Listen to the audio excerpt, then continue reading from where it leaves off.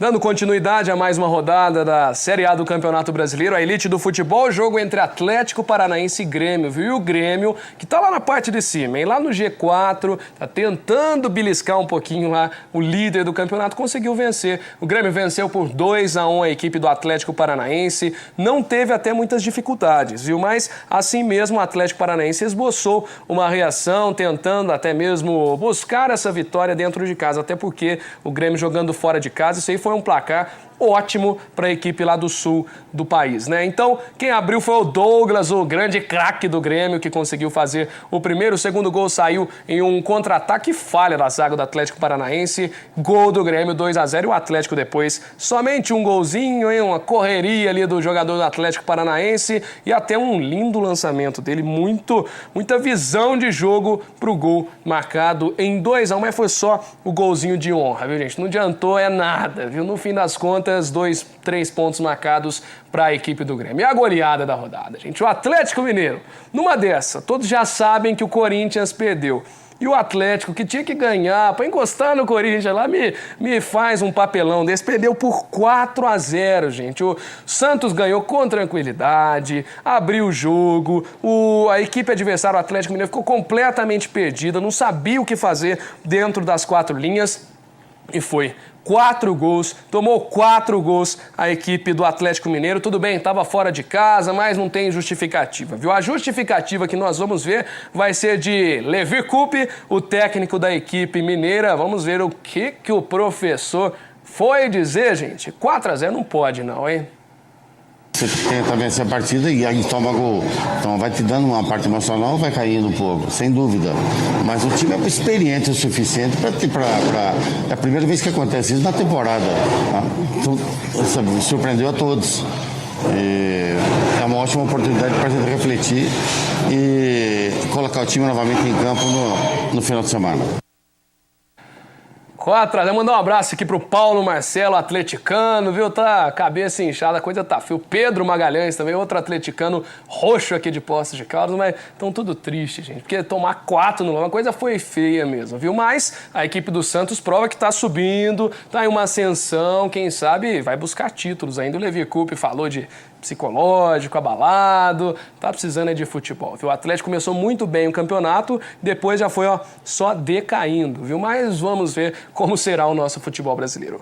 Outra partida foi, de fato, o grande líder Corinthians, que enfrentou o Internacional fora de casa, hein? E o Inter venceu, gente. Muito embora o Corinthians abriu o placar em um gol ali, no mínimo esquisito, que foi marcado pela equipe, o Alvinegro Paulista, e o goleirão que ainda tentou, mas não conseguiu nada, viu? No fim das contas, o goleiro do Internacional. Um chute até meio despretensioso, a bola desviou, o goleiro não alcançou.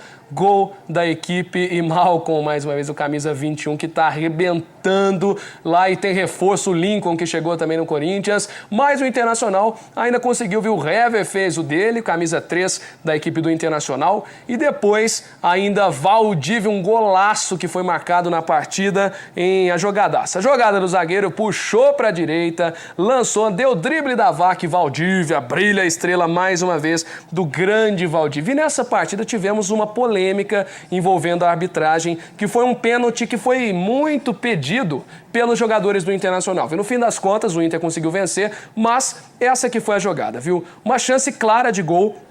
E no detalhe a gente pode perceber, o camisa 14 do Inter fez o lançamento para a área e depois a finalização do Valdívia. Agora vai mudar o ângulo, vai dar para ver. Então foi com o braço aberto o corintiano e poderia ter sido marcado um pênalti, sim.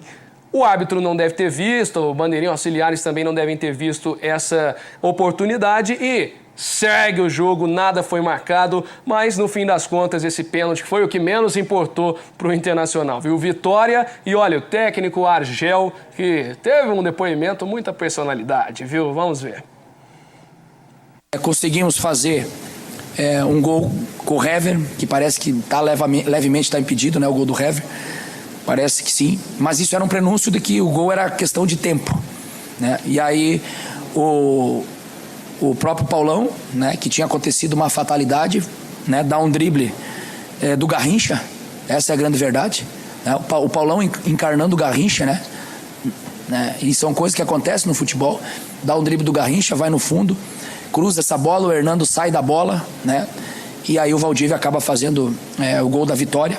Então hoje nós conseguimos, né, um outro predicado, né, dar a volta no resultado. Nós sempre em todos os jogos em casa nós saímos na frente, e agora nesse momento a gente saiu atrás e teve maturidade, né, teve persistência.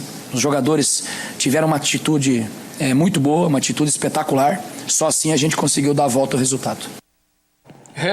Garrincha, lembra das imagens do Garrincha ontem aqui com o Botafoguense representando aqui no Giro Esportivo? Então foi encarnado durante a partida entre Internacional e Corinthians, aquele lindo drible da Vaca que foi colocado. E olha, a gente tem que comentar também nessa questão, viu? Se tivemos uma falha, por um lado, no pênalti não marcado para a equipe do Inter, teve esse impedimento. Alguns disseram que sim, outros que não, mas o detalhe é que o Hever estava com o corpo à frente e aquela questão, né? A regra sempre diz que se estiver um corpo à frente, um braço à frente, é impedimento. E não foi marcado. Uma dessa, o Corinthians foi sim prejudicado. Viu? 2-1 placar final, o Internacional que pontua. E para fechar a última partida que tivemos ontem, Cruzeiro versus Vasco. E o Vasco, mais uma vez, arrancou ponto na rodada. Viu? Ele que ficou não sei quantas rodadas sem pontuar, sem fazer nada, ainda abriu o placar em pleno Mineirão. O camisa 9 da equipe do Vasco fez o dele e depois, ainda foi um jogaço, viu? Porque no Mineirão, estádio lotado, o Vasco que cresceu pra cima do Cruzeiro, só que o Cruzeiro ainda deixou um golaço durante a partida, viu? O William Bigode tá arrebentando, tá jogando demais a conta, um chutaço,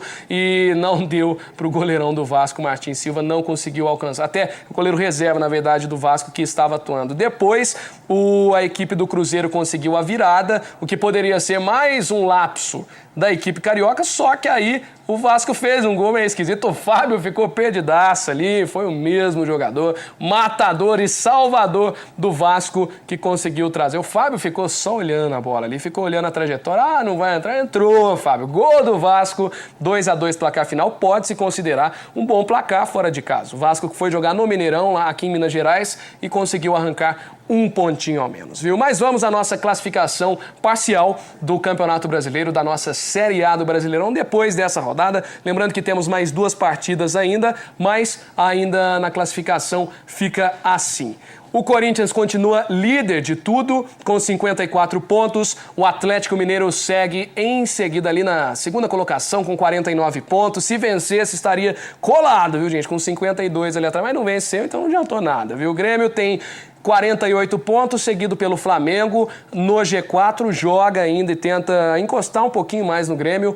O Palmeiras vem na 5ª colocação com 41, São Paulo tá na 6ª colocação. Mandar um abraço aqui pro Lucas, São Paulino, mas o time tá meio complicado, hein, gente? Precisa ganhar hoje pra chegar e integrar o G4 ali. O Santos na 7ª colocação tem 40 pontos, o Internacional vem com 40 na 8ª, Atlético Paranaense, o Sport que empatou tem 37 na 10ª colocação. Virando a página, nossa tabela do Campeonato Brasileiro, o Fluminense que tomou a goleada por 4-1 e tá sem técnico. Anderson Moreira que caiu tem 34, Ponte Preta 34, aí vem Cruzeiro, mesmo Cruzeiro com ótimas partidas, teve goleado, mas assim mesmo tá lá embaixo, em 13ª colocação.